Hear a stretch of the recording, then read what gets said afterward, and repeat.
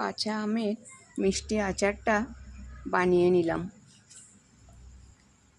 এটা গরমের দিনে শুধু খেতেও সুন্দর হয়, আর আমের যদি ছেলো হয় আর সঙ্গে যদি আমের খোসা রেখে দেওয়া যায় তাহলে এটা খেতে অর্থাৎ চেটে চেটে খেতে আরও সুন্দর লাগে।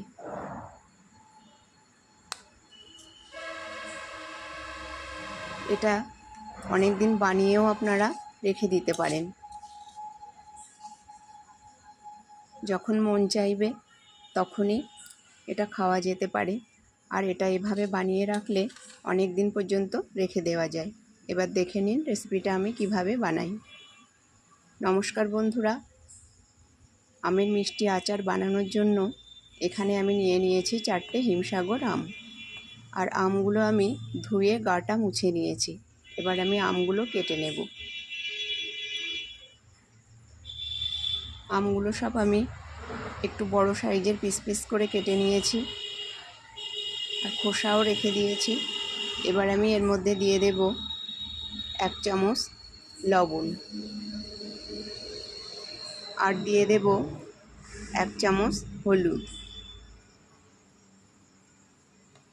এবার লবণ হলুদটা দিয়ে আমগুলো আমি খুব ভালোভাবে মাখিয়ে নেব। এভাবে ভালোভাবে মাখিয়ে আমি 5 থেকে 6 ঘন্টা মতন রৌদ্রে রেখে দেব। তারপর রৌদ্র থেকে এটা নিয়ে এসে আমি আচারটা বানাবো। 5-6 ঘন্টা হয়ে গেছে, আমি আচারটা রৌদ্র থেকে নিয়ে এসেছি। কাঁচা আমটা, আর এই 5-6 ঘন্টায় এটা একটু নরম হয়ে গেছে। রৌদ্রের তাপটা একটু কম থাকবায় এটা আর একটু শুকাতো, কিন্তু সেটা হয়নি। যাই হোক, ওটাতেই আমার হয়ে যাবে।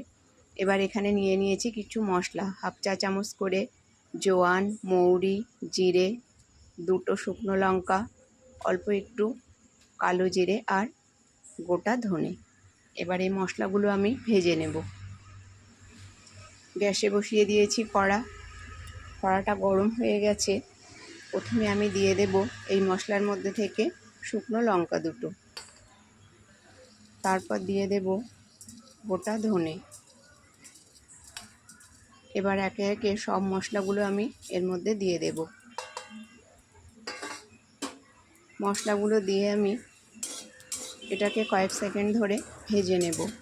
যখন মশলা থেকে একটু আওয়াজ হবে, চটচট করে আওয়াজ হবে, ভাজা একটা গন্ধ আসবে, তখন আমি মশলাগুলো নামিয়ে নেব। নামিয়ে একটু ঠান্ডা হয়ে গেলে এগুলো গুঁড়ো করে নেব। এই মশলাটাই আমি আচারে ব্যবহার করব। মশলাটা ঢেলে নিয়ে আবারও বসিয়ে দিয়েছি কড়া, আর দিয়ে দিচ্ছি বেশ কিছুটা পরিমাণ সর্ষের তেল। আচারটা সর্ষের তেলে বানালেই বেশি সুন্দর হয়। তেল গরম হয়ে গেলে এর মধ্যে দিয়ে দিলাম 4 ফোড়ন। এবার দিয়ে দেব আম। সব আমটা দিয়ে দিলাম। দিয়ে এবার আমি একটা খুন্তি দিয়ে এগুলো তেলের মধ্যে নাড়তে থাকবো। বেশ কিছু সময় হয়ে গেছে, আমগুলো আমি নেড়ে নিয়েছি, আর আমের খোসারও পরিবর্তন হয়ে গেছে, আর আমটা একটু নরমও হয়ে এসেছে। এভাবে আরও কিছু সময় আমি আমটা ভেজে নেব। আরও কিছু সময় হয়ে গেছে, দেখুন আমটা আমার অনেকটাই নরম হয়ে গেছে। এবার আমি এর মধ্যে দিয়ে দিচ্ছি 100 গ্রাম চিনি। চিনি দিয়ে আমটা আমি এইভাবে নাড়তে থাকবো, আর গ্যাসের ফ্লেমটা একটু কমিয়ে দেব এই সময়। তত সময় নাড়বো যত সময় না চিনিটা ভালোভাবে গলে যায়। এইভাবে বেশ কিছু সময় ধরে আমি নেড়ে নিয়েছি, আর চিনিটা গলে গেছে। এবার আমি দেখে নেব আমটা কতটা সিদ্ধ হয়েছে। দেখুন আমটা অনেকটাই সিদ্ধ হয়ে এসেছে, কিন্তু আমের ভিতরে এখনও কাঁচা কাঁচা ভাব আছে। সেই জন্য গ্যাসের ফ্লেমটা আবারও আমি কমিয়ে দিয়ে এটাকে আরও বেশ কিছু সময় নেড়ে নেব। তবে তার আগে দিয়ে দেব এর মধ্যে ভেজে রাখা মশলাটা।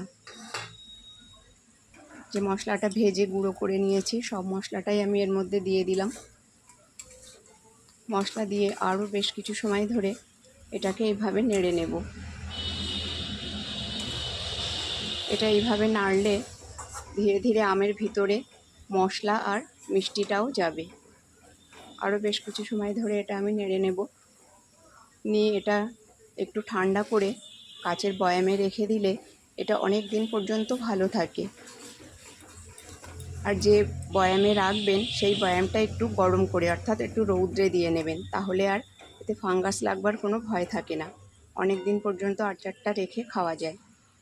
আরও কিছু সময় হয়ে গেছে, দেখুন আচারটা আমার প্রায় হয়ে এসেছে। আর একটু নাড়াচাড়া করলেই তৈরি হয়ে যাবে আমার আজকের আচার। তাই আচারের রেসিপিটা যদি আপনাদের ভালো লেগে থাকে তাহলে লাইক, শেয়ার আর চ্যানেলটাকে সাবস্ক্রাইব করবার অনুরোধ রইল।